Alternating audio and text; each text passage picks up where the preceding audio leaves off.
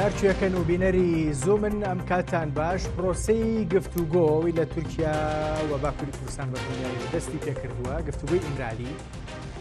وردە وردە پێشهاتی تازە لەگەڵ خۆیان ئەهێنێ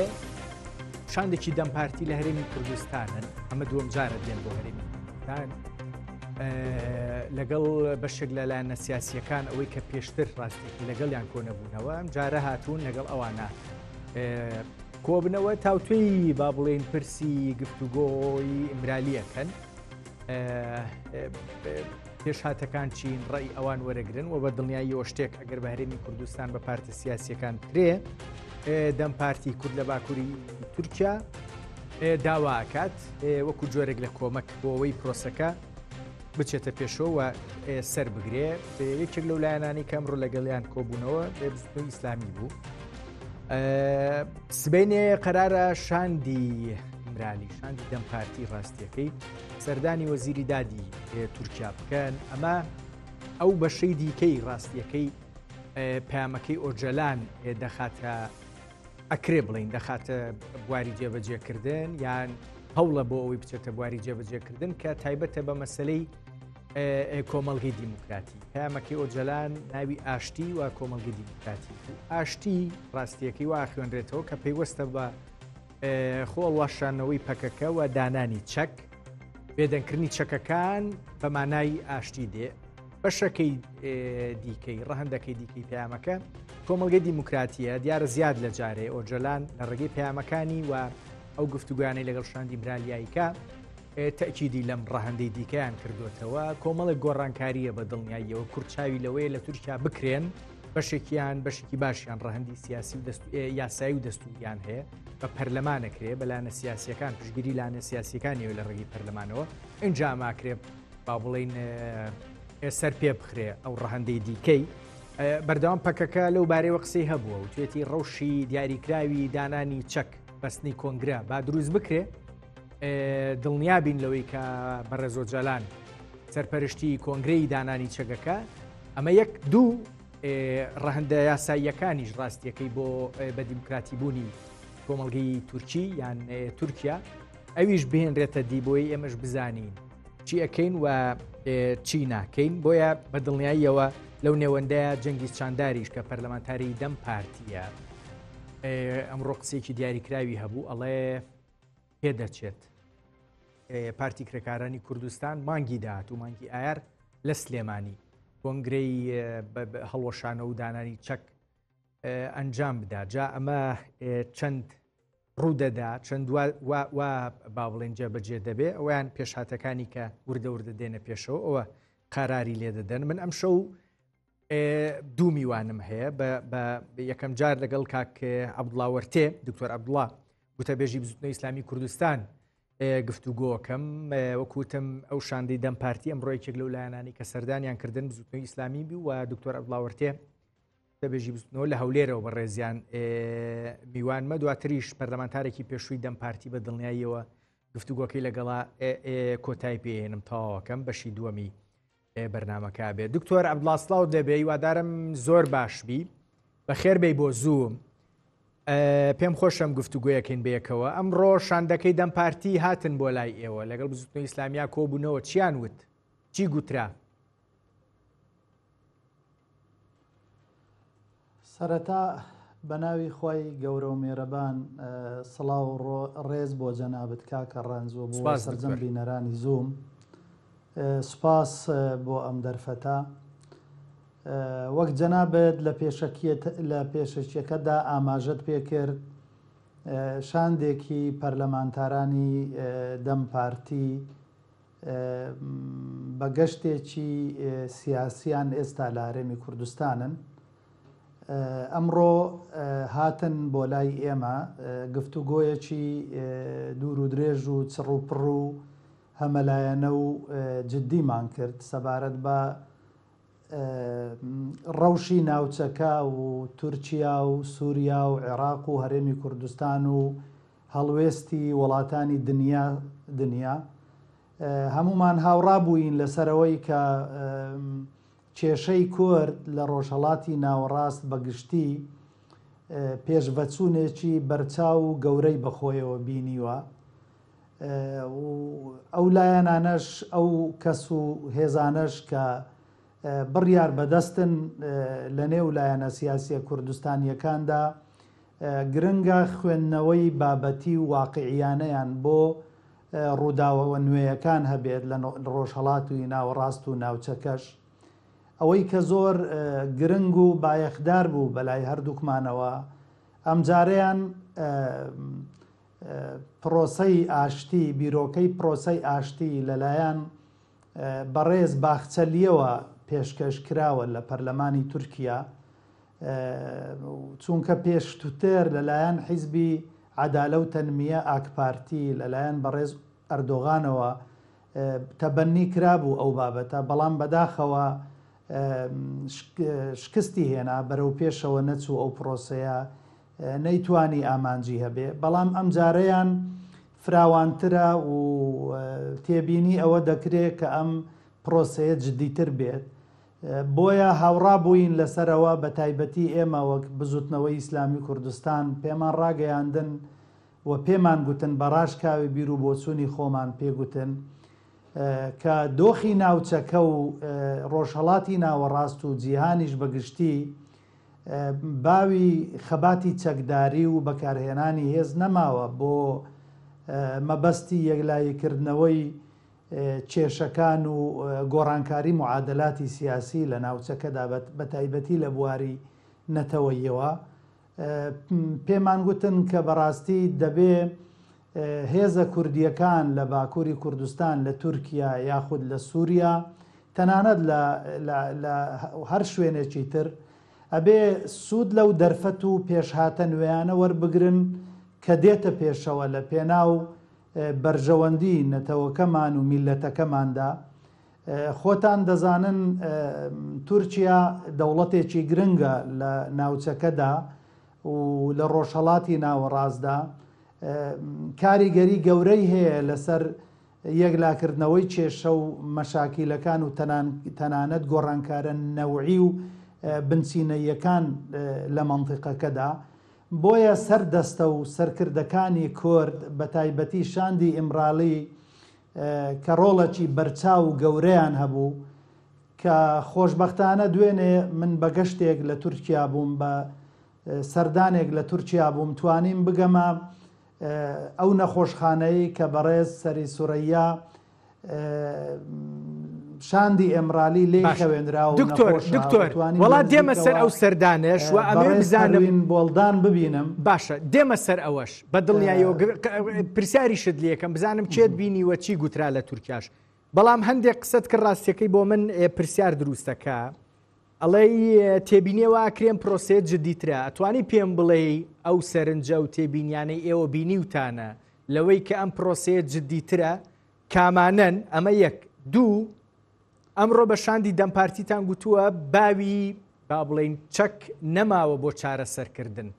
بەڵام پرسیار ئەوەیە بۆ تا ئێستا لای تورکیا باوی چەک ماوە، هێشتان بۆردومانەکە، بۆردومانی هەرێمی کوردستانەکە. جار و دوانوسیانیش نییە ڕاستیەکەی، بە هەزاران جار لە ماوەی چەند مانگی ڕابردووە هەرێمی کوردستانی بۆردومان کردووە. لە ڕاستیدا ئەگەر ئەوەی ئێمە تێبینیمان کردووە ئەوەیە ئەم جارەیان بۆی هەیە، ینی وڵاتانی ناوچەکە ئەوانەی کوردیان بەسەردا دابەشکراوە جۆرێک لە قەناعەتیان لەلا دروست بوو بێت کە خۆیان ئەو کێشە نەتەوەیی و قەومیانەی کە هەیە لە ناوچەکەدا خۆیان بێنە پێشەوە و خۆیان چارەسەری ئەو گرفت و ئاریشانە بکەن. ئەمە لەلایەکی تریشەوە گۆڕانکاریەکانی سووریا و ناوچەکە بەگشتی ئەوەمان پێ دەڵێ کە چارەسەرکردنی کێشەی کورد لە ڕۆژهەڵاتی ناوەڕاستدا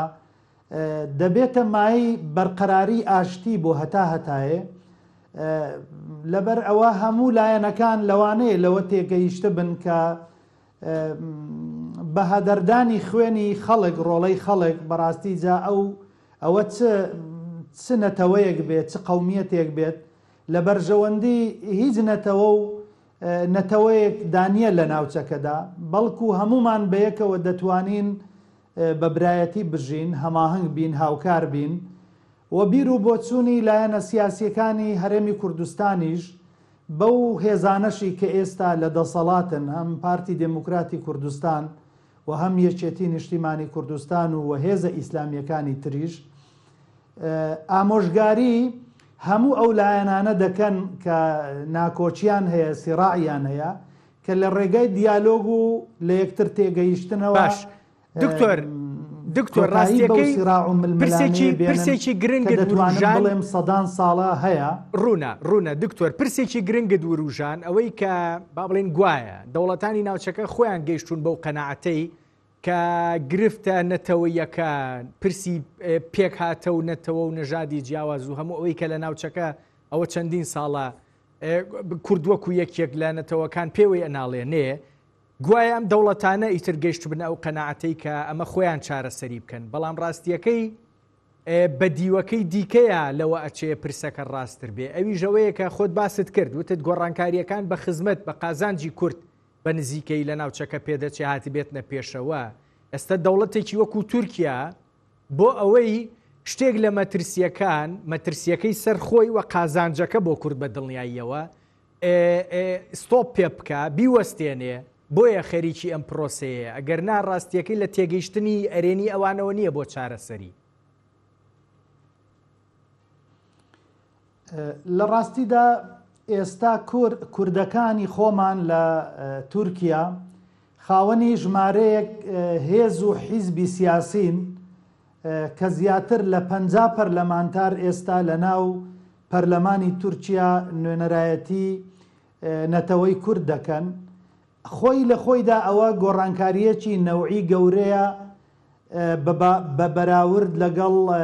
25 ساڵ 20 ساڵ پێش ئێستا، 30 ساڵ پێش ئێستا یاخود نەوەدەکانی سەدەی ڕابردوو. هەر خۆی لە خۆیدا ڕێگەدان بە حیزبی کوردی کە لە تورکیا کار دەکا و ممارەسەی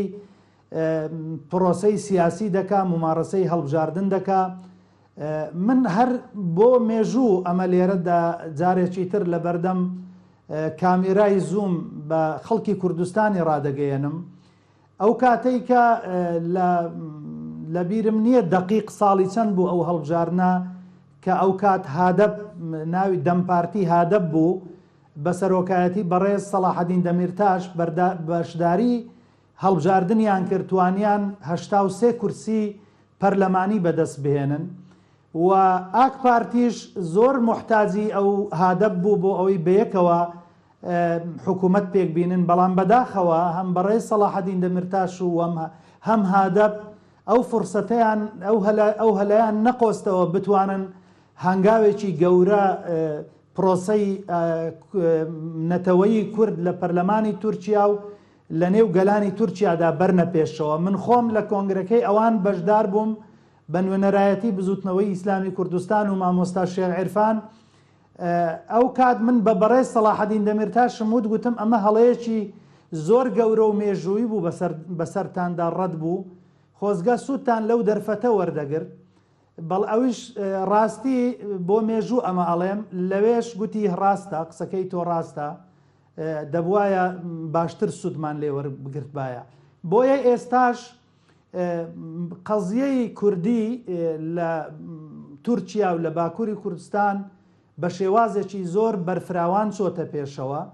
چەند حیزبی کوردی هەیە، ئەوە هوداپار هەیە کە حیزبێکی ئیسلامیە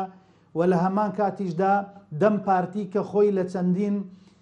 ڕێکخرا و ئەحزابی جیاجیا دەبینێتەوە کە کۆمەڵێک ینی بیر و ڕای جیاوازی تێدا کۆبووتەوە. تەنانەت زۆر خەڵکی تێدا هەیە کە کوردیش نییە، بەڵام بەڕەگەز نەتەوەی تورکە کەچی لەگەڵوان حیزبایەتی دەکا، بەرپرسیارەتی باڵایان هەیە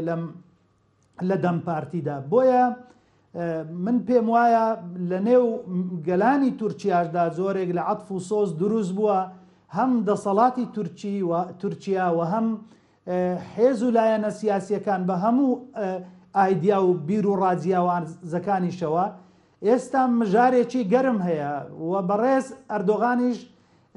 پێشوازی کرد لە شاندی ئەمرالی لەگەڵ وان دیدار و کۆبوونەوە گفتوگۆی کردووە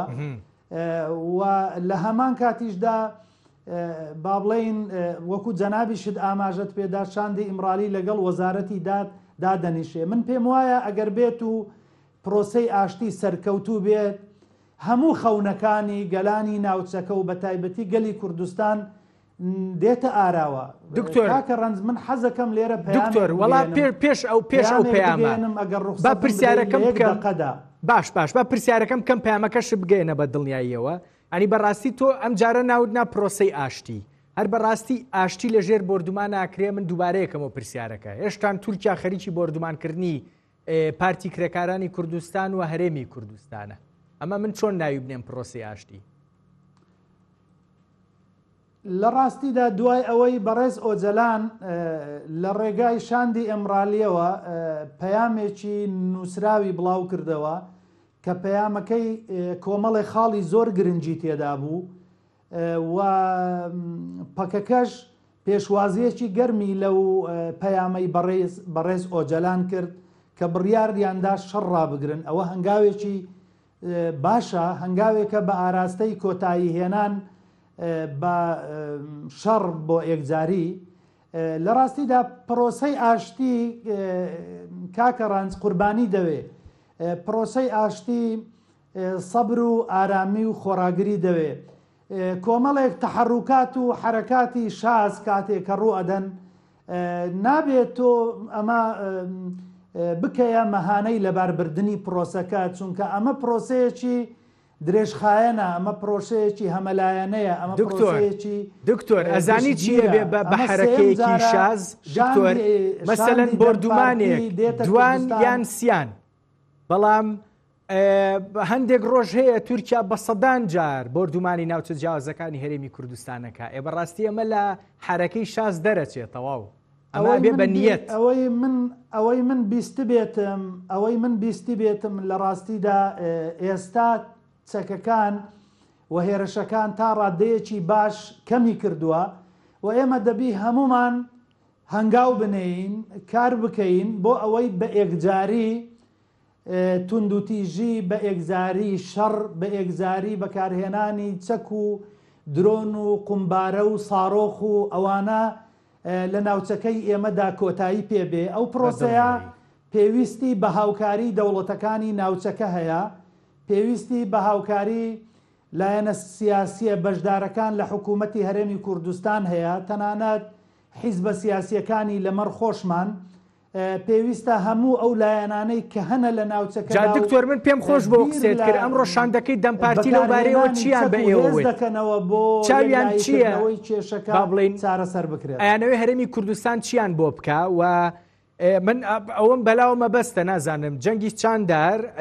پەرلەمانتاری دەم پارتیە ئەڵێ بۆی هەیە مانگی داهات و پەکەکە لە سلێمانی کۆنگرە ببەستێ. هیچ قسەیەکی وا لەلایەن شاندەکەی دەم پارتیەوە کرا؟ لە ڕاستیدا ئەمە پێویستە ضرورە پەکەکە بیر لەوە بکاتەوە کە ڕێگاچارەیەکی گونجاوی هەمیشەیی بدۆزێتەوە بۆ کۆتایی هێنان بە بەکارهێنانی چەک و شەڕ، چونکە قەناعەتی شم وایە لە هەموو پەیامەکانی بەڕێز ئۆجەلاندا هاتووە کە ئامۆژگاری پەکەکە و هێزە کوردیەکان دەکا کە چەک وەلا بنێن کە کۆنگرە ببەستن، بیر لە ڕێکاری یاسایی و دەستوری و سیاسی و پرەنسیپە مۆدێرنەکان بکەنەوە بۆ چارەسەرکردنی کێشە و ئاریشە و گرفتەکانی نەتەوەیی لە تورکیا و لە ناوچەکەدا بەگشتی. من پێم وایە ئێستا پەکەکە لە بەردەم بەرپرسانی باڵای پەکەکە ئێستا لە بەردەم بەرپرسیارەتێکی مێژووی گەورەدان کە بتوانن سوود لەو دەرفەتە وەرگرن و ڕاوێژ بکەن لەگەڵ هێز و لایەنە سیاسیەکان و بۆ زانیاری جەنابیشت لەوانەیە ئەمە بۆ یەکەم جاربی لێرە من بیڵێم بۆ جەنابتان لە چەند مانگێک لەمەوبەر بەڕێز مامۆستا شێخ عیرفان عەلی عەبدولعەزیز ڕابەری گشتی بزوتنەوەی ئیسلامی کوردستان لەگەڵ شاندی پەکەکە دانیشتنی کردووە و بیرروڕایان گۆڕیوەتەوە بەڕێزیان گەشتبین بوو لەوەی کە پەکەکە لە هەنگاوی داهاتوودا بتوانن بیر لەوە بکەنەوە بیر لە خزانە نێو خەباتی سیاسی بکەنەوە یعنی خەباتی چەکداری لە ناوچەکەدا هەر باوی نەماوە ئێستا دکتۆر لەو دانیشتنەیە ڕابەری گشتی هەستی کردووە کە پەکەکە ئامادەیە بۆ هەنگاوێکی لەو شێوەیە و من ئەیکەم بە پرسیارێکیش ڕاستیەکەی چەکدانانی پەکەکە بۆ تورکیا دکتۆر مامۆستا عیرفان زۆر گەشتبین بووە لە کاتێکدا کە بەرپرسانی باڵای وڵاتی تورکیاشی بینیوە کە من خۆم یاوەری بەڕێزیان بووم هەروەها چەند مانجێک لەمەوبەر چەندین دیدار و کۆبوونەوەی گرنگی کردووە هەم لەگەڵ دەمپارتی و هەم لەگەڵ ئاکپارتی و وەزارەتی دەرەوەی تورکیا و یعنی ڕەفاه و هەموو ئەو حیزب و لایەنە سیاسیانەی کە معنینە بە پرۆسەی ئاشتی و بە پرس و بابەتە سیاسیەکان لە تورکیا و ناوچەکە و بەگشتی بەڕاستی لەوێش بەڕێزیان زۆر بەجددی هانی هەموو لایەنەکانی داوە کە ئیتر چەک بابەست بێ یەکلاکردنەوەی کێشەکان و ملانەکان دکتۆر زۆر باشە ئێوە ئەگەر وا بێ هەم پەکەکەتان بینیوە هەم لایانی بەرامبەریشتان لە تورکیا بینیوە دکتۆر با من پرسیارەکەم کەم اینجا وەڵامەکەش لە چوارچێوەی ئەوەیە وەڵام بیتەوە سپاس دەکەم چەکدانانی پەکەکە بۆ تورکیا ڕاستیەکەی کردەیەکی استراتیژیە یعنی گرنگە بۆ تورکیا گەر پەکەکە چەکدا بنێ بەڵام دیار نییە بۆ پەکەکە و بۆ کورد دەرەنجامێکی استراتیژی لەیەکەوێتەوە یان نا ئێوە پێتان وایە دەرەنجامەکەش بۆ کورد دەرەنجامێکی استراتیژیە بێ یان پێدەچێت لە ماوەی داهاتووە ئەگەر پەکەکە بنێمە دەرەنجامێکی وا نابینین و پێدەچێت پەشیمان ببینەوە لە ڕاستیدا هەموو هێزە کوردیەکانی باشووری کوردستان و هەموو هێزەکانی کوردیەکان لە تورکیاش تەنانەت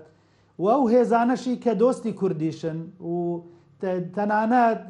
دەوڵەتی تورکیاش هەموو هاوڕانە لەسەرەوەی و پەکەکەش خۆی هاوڕایە لەسەرەوەی کە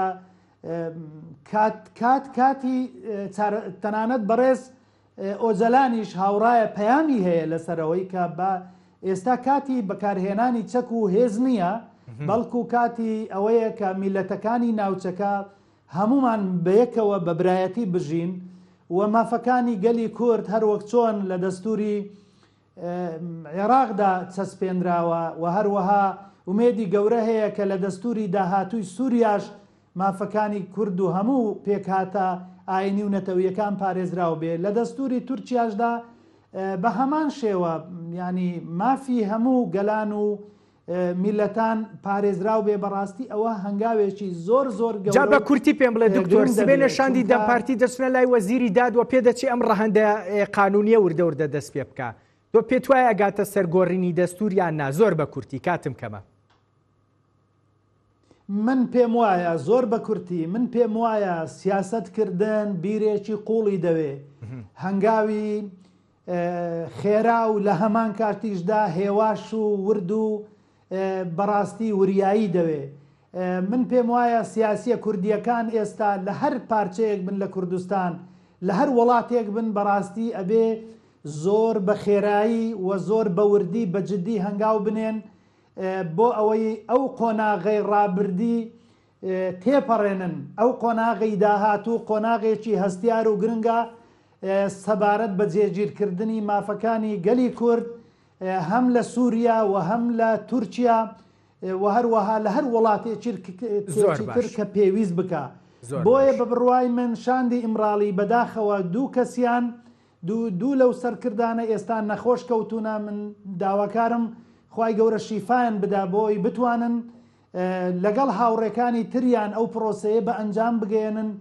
و ئاگاداری ورد و درشتی ئەو گفتوگۆیانن کە ڕوو ئەدەن هەم لەگەڵ لە ئێمرالی و هەم لە سەرۆکایەتی کۆماری تورکیا و هەم لە وەزارەتی داد و هەم لەگەڵ زۆر باشە دکتۆر من هیچ کاتم نەما سپاس دەکەم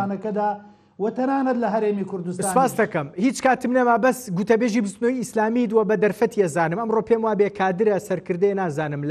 لە ڕانیە پێم وابێت دەستگیر کراوە هی بزوتنەوە ئەو مەسلەیە چی ئەتوانی بە کورتی پێم بڵێ؟ والله بەداخەوە ئێمە هەر کادیرێک و ئەندامێکمان کە هەر مخالەفە و یاساشکێنیەکی هەبی ئێمە لە هەموو کەس زیاتر ملمان باریکترە بۆ یاسا بۆ جێبەجێکردنی بڕیاری دادگاکان بەڵام بەداخەوە ئەمڕۆ بێگەڕانەوە بۆ دادگا و بڕیارە یاساییەکان هێزێک هەڵی کوتاوەتە سەر کادیرێکی پێشکەوتووی بزوتنەوەی ئیسلامی کوردستان لە دەفەری پشدەر و بیتوێن ئەوە بۆ ئێمە جێگای ئیستیغراب بوو، جێگای سەرسوورمان بوو و ناچار بووین ئەمە بۆ میدیا و ئیعلام باس بکەین چونکە بەر لەویش ئەندامێکی سەرکردایەتیمان بەڕاستی لە سلێمانی دیسا فشارێکی زۆری بۆ هێنراوە کە ئەمەش مای نیگەرانێکی قوڵی ئێمەیە بەڕاستی لە دەسەڵات لە شاری سلێمانی. پێتان نەڵێن بۆچی دکتۆر عەبدوڵاوەرتێ بە کورتی کاتم نەما یەکێتی نیشتیمانی کوردستان دەکەین بەڕاستی هەر ملاحەزە و تێبینیەکی هەیە لەسەر هەر کادیر و ئەندامێکی ئێمە دەتوانین لە ڕێگای عەلاقات و پەیوەندیەکانەوە لە یەکتر تێگەیشتن و تەفاهم دروست بکرێ. ئێمە لەگەڵ یەکێتی نیشتیمانی کوردستان عیلاقەی دێرین و تاریخی دێرین دوور و درێژمان بەیەکەوە هەیە. ملاحەزەکان چییە دکتۆر؟ بۆچی ئەگەر هەر ملاحەزەیەک یا تێبینیەک هەیە هەستەکەن چی هەیە مەسەلەکە بە کورتی؟ بەداخەوە تا ئێستا هیچ شتێکی مەلموس و باوەڕپێکرا و لە دەستی ئێمەدانیە بەڕاستی هۆکارەکەی نازانین چیە، بەڵام ئومێد دەکەین کە لایەنی دەسەڵات لە شاری سلێمانی ڕوونکردنەوەمان پێ بدا کە بۆچی ئەم پەلاماردانە بۆچی ڕێگریکردن و دروستکردنی فشار لەسەر کادیر و ئەندامی بزوتنەوەی ئیسلامی کوردستان. سپاس دەکەم دکتۆر عەبدوڵاوەرتێ گوتەبێژی بزوتنەوەی ئیسلامی کوردستان لە هەولێرەوە لەگەڵ مابووی. دەستت خۆش بێ. دەست خۆش. باش من ئەچمە تەوەری دووەم پەرلەمانتاری پێشووی هەدەپە حەسەن ئۆزگونەشم لەگەڵایە هەر پرسی گفتوگۆکانی ئیمرالی لەگەڵا گفتوگۆکەم. بەڕێز حەسەن ئۆزگونەش سڵاو لێبێ، هیوادارم زۆر باش بی. بەخێر بێی بۆ زووم. سەرکەتی بن. لطفت هەیە، سپاس دەکەم. ئێوەش هەروە سەرکەوتوو بن. بەڕێز ئۆزگونەش، جەنگی چاندار ئەڵێ پێدەچێ مانگی داهاتوو پەکەکە لە سلێمانی کۆنگرەی چەکدانان ببەستێ. ئەمە ڕوودەدا یان پێشهاتێکە پێدەچێ ئێمە مانگی داهاتوو بیبینین؟ ڕاستی ینی پێشبینەکە دەبێژێ تو ئاگاهی دەستی کەسێک مەدەتونەیە مەسەلە پەکەکە تو ئاگاهی سەر چاپەمەنیە ئان بێ بدزی نەگوتیە و ئەمە کەنگێکی سەعاتێکی دەرێ کۆنگڕاخە بدار بێخن و ئەنجام بکرد. ڕاستی ئەم تشتێکیش بێ ینی دەبێ ئەم بمێنین هیڤیا دەمێ کاوێ کەنگێ چێ ببە لێ ئەما تشتا ئەم دەزانن داخوێنین هاتینە داین هەرتم سەر ئەساسێکێ دەبێژێ لازمە برێز و جالال شرط و mercên wî dorpêç al doravî am navêdî tecrît al doravî bêşkinandin derfet jê re bêavakirin raya giştî re hunermendan re ronakbî re partiyan re em bêjîn bi partiya xwe pegekê re dayînstandinê rojane saetane bikare bike ji bo ku wa îqna bike heta kongre çê bibe. ji ber mesela erkdarên pegekê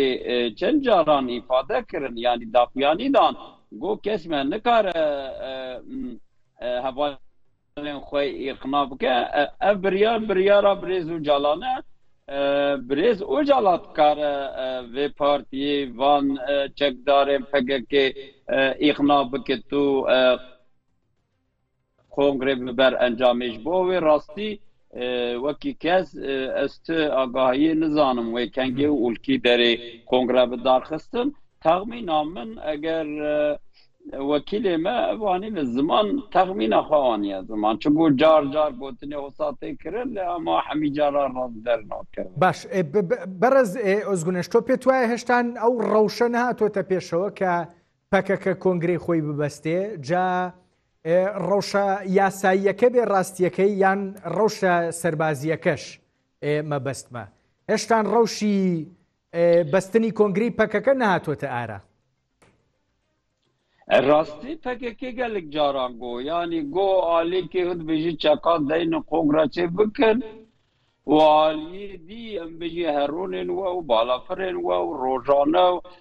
دهان جاران ایرشان دکن سر جهه ام بین گریلا ام بین چکداری پککی لی دکن انسان مجیانا خوش دست ددن همه چاوا چکنه دبی یک دولت اگر نفرمیشه به سکنینه اف یک یادت بی شرط و مرجم بریز اوجالان چه بکت کو بریز اوجالان بکارب پککی رب اقداری واره باخبه بیجه پیواجوه اوه امی انجامک حوصا بگرین امی تکوشینک حوصا چه بکین هونه پککی وکهزن پارتیه که دموکراتیک ناوه که دی رنگی که دی اوانه همی دم جیره لازمه و درفت جیره لازمه یعنی اف هر دو تشتانه دولت نکریه یعنی روشا بریز و جلا خوش نکریه کو بکاره بواره دایستاندن بکه یک اف یاد دوی شر سکنان دیه یعنی مثلا نه کمالک ویل درکی بدزی چار انسانا بین با و کنگره بکه چار عالی دنیای و پارچه کردستان ده رخصتن کیاوی هیه و مثلا کنگره برفره و همو ولاتان بچن وی بکنه راستی شرطین وی لازمه به آوا کرن جاوەڵا بەرز ئۆزگونەش ئەم قسێت کرد پرسیارێک لای من دروستەکە بۆی هەیە مەسەلەن ئێمە ببینین بەشێک لە پەکەکە کۆنگرەیەکی دیاری کراو ببەستن و جۆرێک لە جوودایی لە نێو پەکەکەیە دروست ببێ من وا تێگەیشتم نه تشتا وسط نه اگر وسط فهم کردی یان تشتی که وسط نگوتیه دیار زمان میتام نه فهم کرد یعنی نه هیز آزادی یا گل کرد یا باکور حمود امان یکیتی اوی خورتره باوری اوی خورتره و پارچه جنابه یعنی افتشتاتی گوتن جهیلا حکومت AKP و شر درونی هرو دکن یعنی او امینه وی بونه او چو هر کرده که ولد پاریز وید زانه پارچه ببی تو تنه بی تو ضعیف بکوی تو تنه بی تیه گیتی آخواه بپارزی تی سر کوی نش بو حرکت آزادی خواستنی دو بیجمش بو گل کرد همی اف در باز داره یعنی ایرو 100 ساله گل کرد اف 100 سال لازمه هر چر پارچه کردستانی گل کرد آزاد ببه اش بو ویجی یکیتی لازمه هر کرده که yani وکی کردی بیشین چاره عقلیشی و هبت لازمه و فهم بکه yani و فهم نکه اما ضرر ببینین yani بو ام و مسئله در زلالی yani بلا کس چه گمانه نکه yani او شر درونی دولت ترک و حوصا چه ببوه نزاکی ده پارچه ببوه هم بره کو در که دم و پارچه ببوه والا همی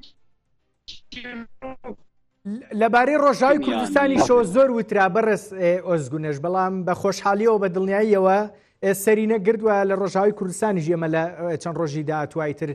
کۆنگرەی کوردستانی ئەبینین بە دڵنیاییەوە یەک شتم پێ بڵێ بەڕێز ئۆزگونەش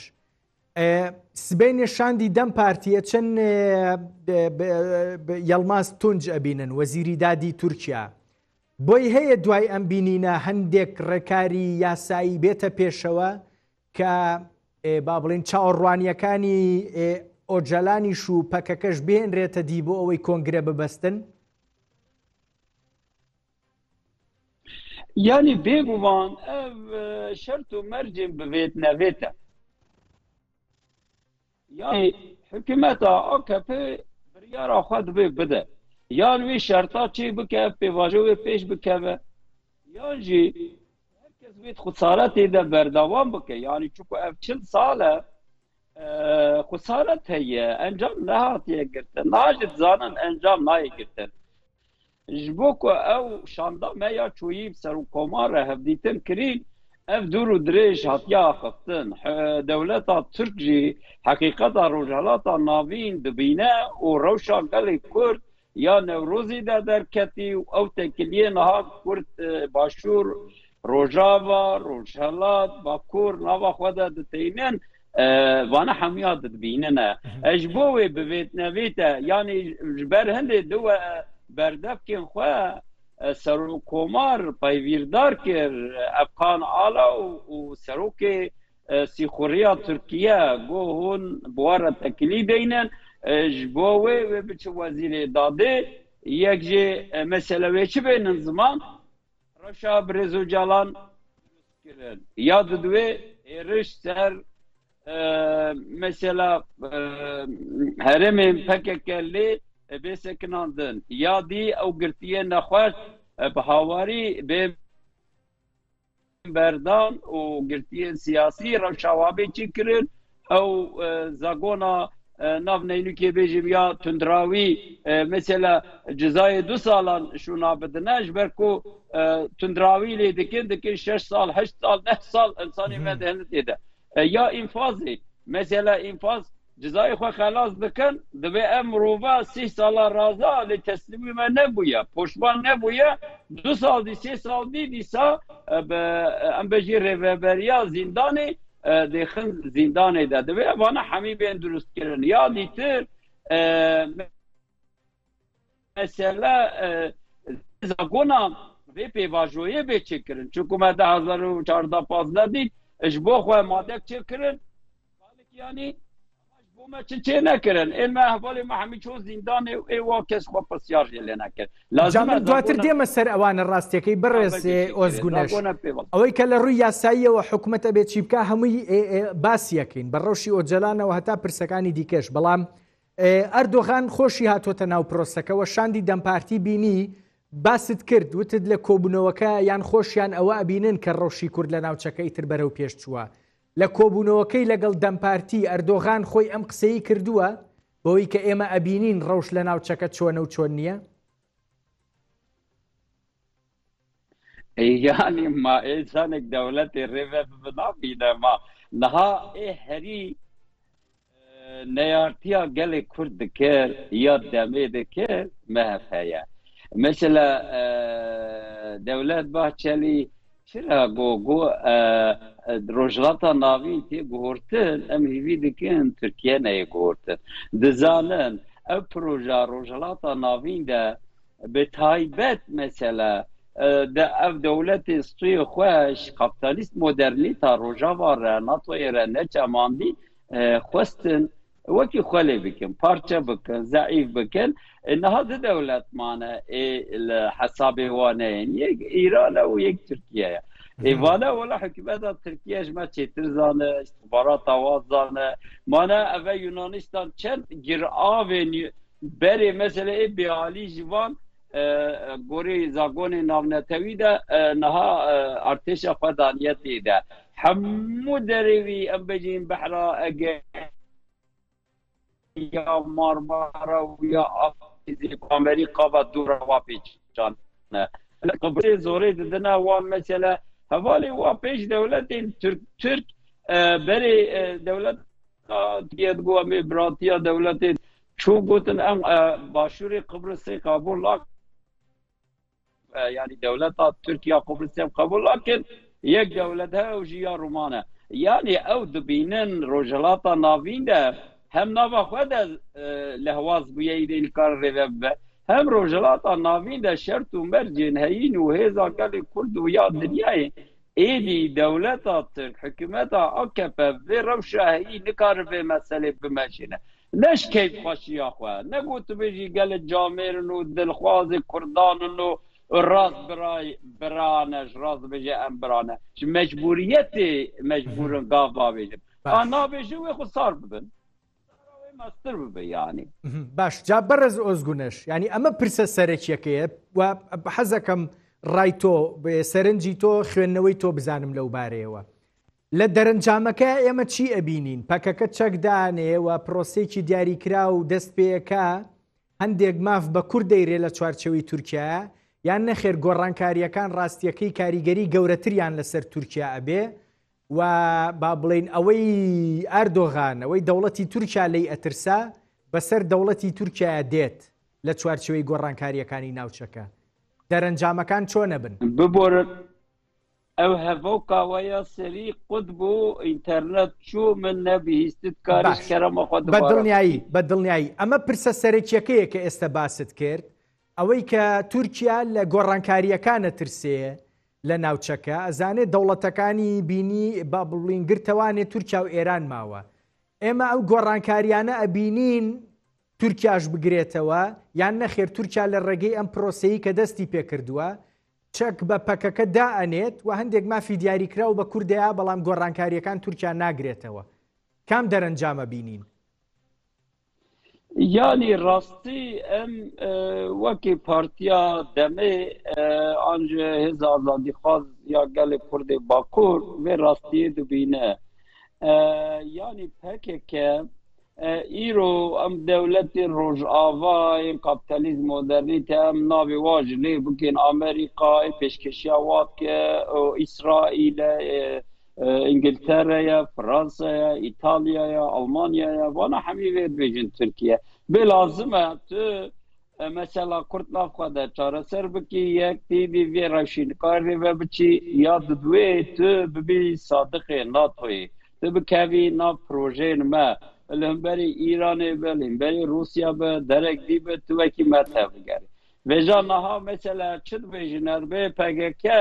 مە به سالانه ناو نینوکی ده تندراو نشادایه بلا پکه که دشتکی خبر ده و به اوایی که دموکراتیک مسئله هم باشور حل بکن ببن دوستی کردان بوان را تکلیا خو خوش کن باشور را چوه بروجاوه را بلال با کرد آرامی چه ببه امجد بیجین یعنی بشری چکداری نه دولت ترکا کردا خلاص که نه کرد کار و خلاص که آبین ریده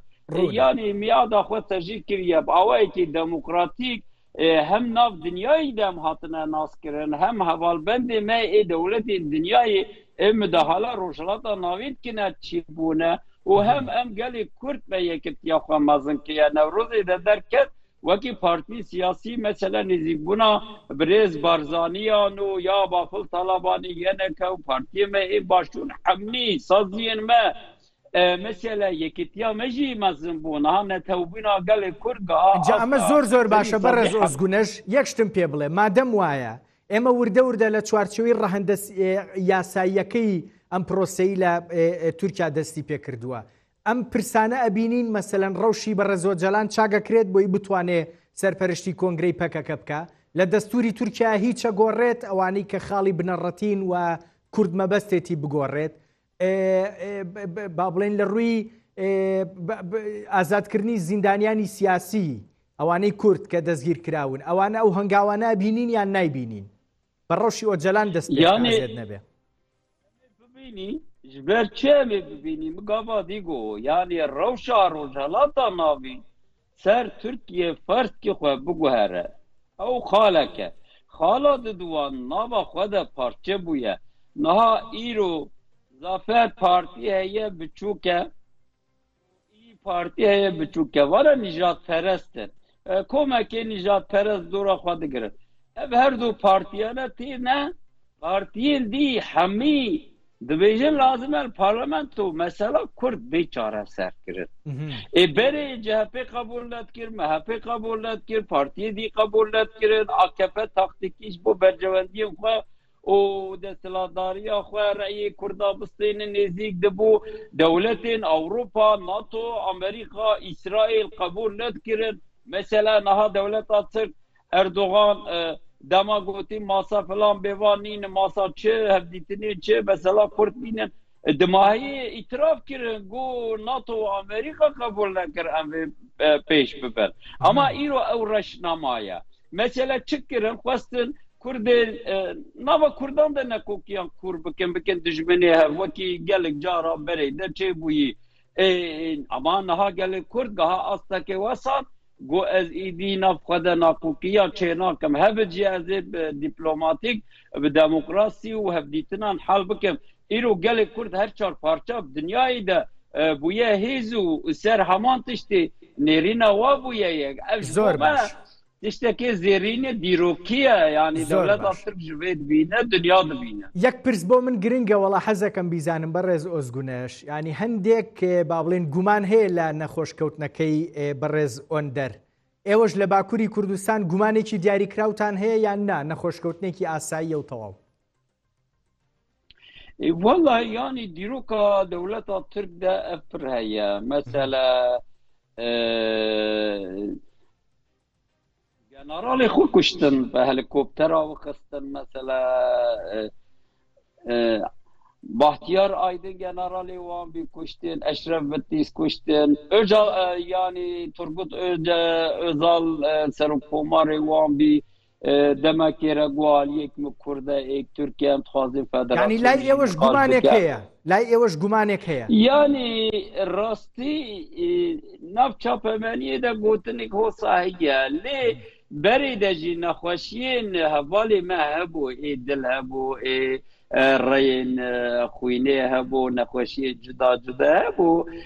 راستي ام نخوازم بجي ولا تشتك هو صحيحه چو كنت بلغه دستي مدنيه اف گمان رایا گشتی یا هنکانه یعنی ام سری صدی صد نکاری صوت بخو بیجی ولا تشتا حوصات تنایا لی ام نکاری بیجی ولا حوصا هیجی یعنی ناو دولتا ترکیه کورده تشتین حوصا بری جیان کرنه جبوی سری خلکی ده هنه پرسی حوصا چید بین لی تشتکی چند هفو کابیجم yani bila gelê me her çar parça wî dinyayê gelek Kurd baweriya xwe xwebêne bi dostên xwe bêne dîplomasiya xwe rojhilata navîn de Ereba re Rûsa re Amerîka NATO Çîn herkesê dinyayê re xurt bikin nava xwe de yekitiya xwe mezin bikin bawerî bi xwe bênin sed sala gelê Kurd e zehmetî hebe jî em ê serkevin bi tekoşîna xwe em ê serkevin em nelîviya kesê tibexşe تۆ تەندروست بی ئۆندەر تەندروست بێ ئەحمەد تورکیش تەندروست بێ بە دڵنیاییەوە هەموو ئەوانەیە ئەتوانن کار بۆ یەکێتی کورد بکەن و پەیوەندیەکان لەگەڵ وڵاتانی ترا بەهێز بکەن هەر هەمووی تەندروست بێ بۆی ئەم سە ساڵی دێت سە ساڵی کورد سەدەی کورد بێ سوپاس دەکەم حەسەن ئۆزگونەش ڕێزت هەیە گەلێک مەمنون سپاس دەکەم بە دوعا